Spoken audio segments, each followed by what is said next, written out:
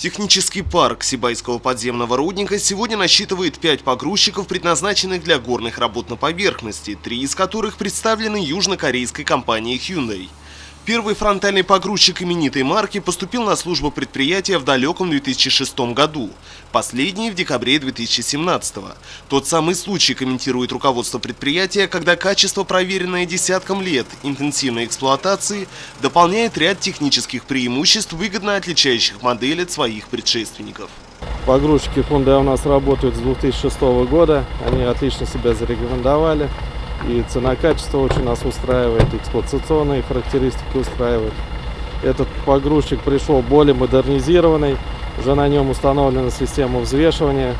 То есть машинист уже видит груз в ковше, какой объем находится, какой вес. Также на нем стоит автоматическая система смазки, автоматическая система пожаротушения.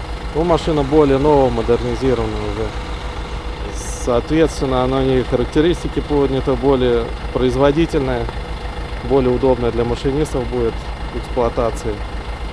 Машина хорошая. Вот, например, машина, вагоны грузит, руду, белазы грузит. Сколько тонн надо, сколько тонн положил?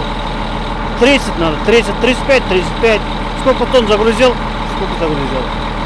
Вот некоторые спрашивают, вот приезжает, загрузи меня 10 тонн. Пожалуйста, взял 10 тонн. Загрузил, отправил.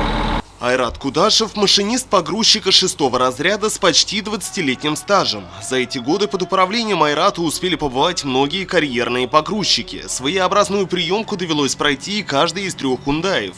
Последняя модель, по мнению опытного машиниста, служит воплощением технического прогресса, значительно облегчающего их труд в 21 веке. Ну, это уже не первая машина, конечно, уже. Много уже получали, но хорошая техника. Но себя оправдает.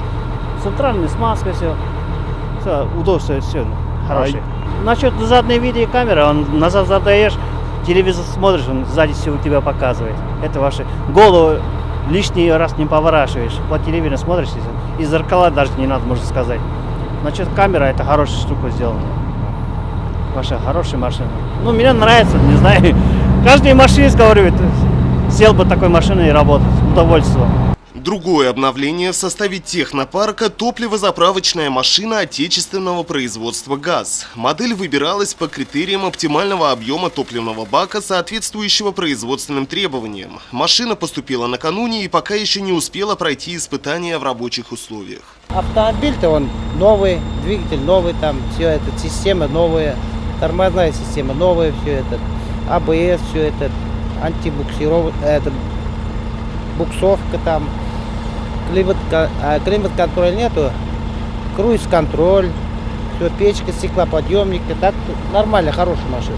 Последние пополнения в техническом парке послужили финальным этапом реализации плана замена-модернизации, принятым руководством на 2017 год. Предпринятые меры, согласно полученным комментариям, позволили укомплектовать технический парк Сибайского подземного рудника в соответствии с современными стандартами автоматизации рабочего процесса. На сегодняшний день все как позиции закрыты.